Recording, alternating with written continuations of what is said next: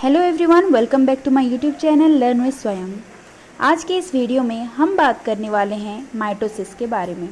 सो learners, mitosis एक ऐसा division है जिसमें पेरेंट सेल और डॉटर सेल में नंबर ऑफ क्रोमोसोम सेम होते हैं, जिसके कारण हम इसे इक्वेशनल डिवीज़न भी कहते हैं। और माइटोसिस में एक फेज़ होता है जिसमें हम कहते हैं एम फेज़, और उस एम फेज़ को 2 टाइप्स में डिवाइड कर दिया गया है, which is karyokinesis and cytokinesis. तो जब हम कैरियोकाइनेसिस के बारे में बात करते हैं तो ये बेसिकली आपको बताता है कि यहाँ पर डिवीज़न किसका हो रहा है, न्यूक्लियस का। ओके, और जब हम बात करते हैं साइटोकाइनेसिस का तो यहाँ पर हमें ये बताता है कि यहाँ पर साइटोप्लाज्म का डिवीज़न हो रहा है। तो लर्नर्स, अभी हम कैरियोकाइनेसिस को थोड़े डिटेल में जान लेते हैं। कैरियोकाइनेसिस के 4 डिफरेंट स्टेजेस होते हैं और हर एक स्टेज पर कुछ डिफरेंट देखने को मिलता है। फर्स्ट स्टेज का नाम है prophase, then metaphase, then anaphase and last one is telophase. Okay, इसको याद करने के लिए मैं आपको एक सिंपल सा ट्रिक बताती हूँ, एक शॉर्टकट, ठीक है, विच इज पापा मुझे आना था। तो बच्चों, यहाँ पर पी क्या डिनोट कर रहा है, प्रोफेज, एंड एम बोल रहा है मेटाफेज, ए से आ रहा है एनाफेज एंड टी से आ रहा है telophase. Now you can memorise this by the concept of पापा मुझे आना था। So let's talk about first phase of karyokinesis which is prophase. तो लर्नर्स, मैं यहाँ पर एक डायग्राम अटैच कर रही हूँ जिसकी वजह से आपको ये थोड़ा ईजी हो जाएगा। तो लर्नर्स, प्रोफेज में एक्चुअली होता क्या है? प्रोफेज में हमारे न्यूक्लियस के अंदर का जो जेनेटिक मटेरियल होता है ना, वो धीरे धीरे कंडेंस होना स्टार्ट हो जाता है। तो यहाँ पर आपके दिमाग में क्वेश्चन आ जाएगा कि क्यों कंडेंस होना स्टार्ट हुआ? तो यहाँ पर ये क्रोमोसोम बनाने के लिए कंडेंसेशन का प्रोसेस स्टार्ट करता है और क्रोमोसोम का कुछ इस टाइप का एक शेप बनता है।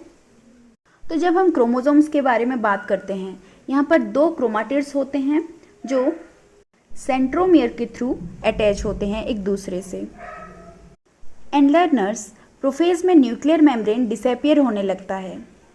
अब नेक्स्ट बात करते हैं मेटाफेज की। मेटाफेज में हमारा पॉइंट आ जाएगा spindle fibre attach to kinetochore of chromosome. तो अभी आपके दिमाग में क्वेश्चन आ जाएगा कि स्पिंडल फाइबर क्या है मिस, ये तो बताओ। ओके, तो लर्नर्स, प्रोफेज में सेल के ऑपोजिट पोल में सेंट्रोमियर नाम के 2 स्ट्रक्चर होते हैं। इनमें से कुछ थ्रेड लाइक स्ट्रक्चर अराइज होता है जिसे हम कहते हैं स्पिंडल फाइबर्स। ओके, जिसे आप इस डायग्राम की मदद से आराम से जान पाएंगे। एज यू कैन सी, यहाँ पर क्रोमोसोम के सेंटर में एक डिस्क लाइक स्ट्रक्चर पाया जाता है जिसको हम कहते हैं काइनेटोकोर। ओके, और इनका काम है साइट ऑफ अटैचमेंट। ये क्या करता है, एक जगह देता है, आओ और यहाँ पे अटैच हो। ओके, और इस प्रोसेस के बाद जो क्रोमोसोम्स हैं वो एक अलाइंड प्लेट में आ जाता है। Okay, now let's move to the next phase which is anaphase. तो यहाँ पर क्या होता है लर्नर्स, यहाँ पर सेंट्रोमियर है वो स्प्लिट हो जाएगा और स्प्लिट होके जो क्रोमाटिड्स हैं उनको सेपरेट कर देगा। तो अब जो सेपरेटेड क्रोमाटिड्स है, अब उनको क्या बोलेंगे हम? उनको बोलेंगे अभी डॉटर क्रोमोसोम, जो कि अभी पोल के ऑपोजिट साइड पे मूव करना स्टार्ट कर देंगे।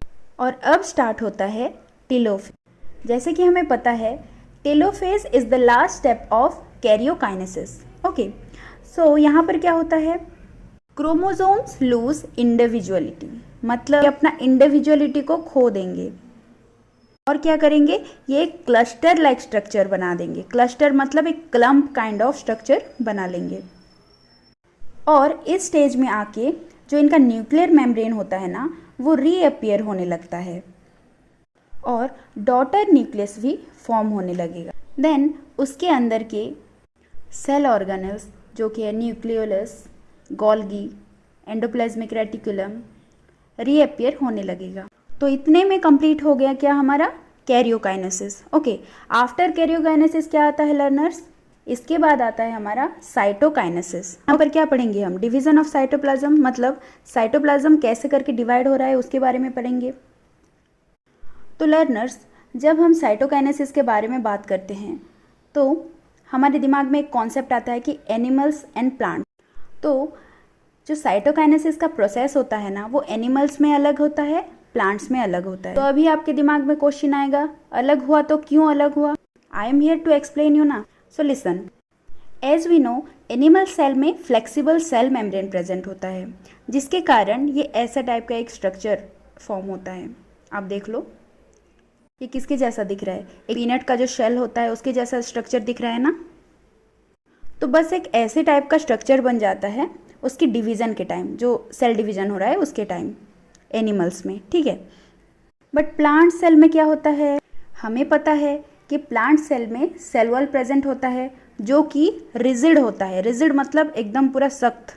ये है एक प्लांट सेल और इसके बीच में एक लाइन जैसा स्ट्रक्चर जो कि डिवाइड कर रहा है इनको, ये बन जाएगा, जिसको क्या बोलेंगे हम यहाँ पे? प्लेट, सेल प्लेट, ओके, जो कि डिवीज़न करा रहा है इनका। और प्लांट्स में सेल डिवीज़न के बाद जो ग्रोथ होता है ना, वो आउटवर्ड होता है, मतलब बाहर की तरफ इसका ग्रोथ होता है। सो इसके कंक्लूजन में हमें क्या पता चला? इससे हमें पता चला कि एनिमल सेल में cytokinesis outward to inward direction में होता है, व्हेयरएज प्लांट सेल में इनवर्ड टू आउटवर्ड डायरेक्शन में होता है। और लर्नर्स, सेल डिवीजन के टाइम इनके अंदर के जो ऑर्गेनल्स होते हैं, जो सेल ऑर्गेनल्स होते हैं ना, वो दोनों सेल में इक्वली डिवाइडेड होते हैं, इक्वली डिस्ट्रीब्यूटेड हो जाते हैं। So that's all about mitosis and it's process. I hope you understand the concept. Do like, share and subscribe for more videos. Thank you.